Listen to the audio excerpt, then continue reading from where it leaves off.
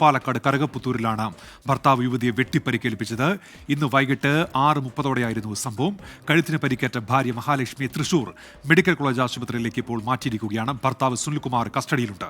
ശ്രീജിത്ത് ശ്രീകുമാരൻ പാലക്കാട് നിന്ന്. ശ്രീജിത്ത്, ഇത് ഉടനെ ഉണ്ടായ ഒരു കുടുംബ വഴക്കാണോ ശ്രീജിത്ത്?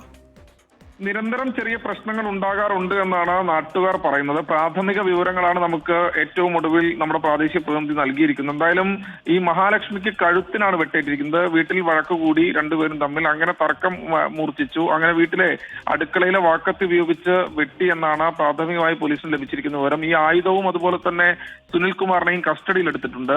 എന്തായാലും ഈ മഹാലക്ഷ്മിയെ പെട്ടെന്ന് തന്നെ മെഡിക്കൽ കോളേജ് ആശുപത്രിയിൽ, നേരത്തെ അവിടുത്തെ ഒരു സ്വകാര്യ ആശുപത്രിയിലും ശേഷം മെഡിക്കൽ കോളേജിലെ ആശുപത്രിയിലേക്കും മാറ്റുന്നൊരു സാഹചര്യമായിരുന്നു ഉണ്ടായിരുന്നത്. എന്തായാലും ഇപ്പോൾ മഹാലക്ഷ്മിയെ അല്പസമയത്തിനകം തന്നെ ശസ്ത്രക്രിയയ്ക്ക് വിധേയമാക്കുമെന്നാണ് പറയുന്നത്. ഇവരുടെ നില അതീവ ഗുരുതരമാണെന്നും പറയുന്നു.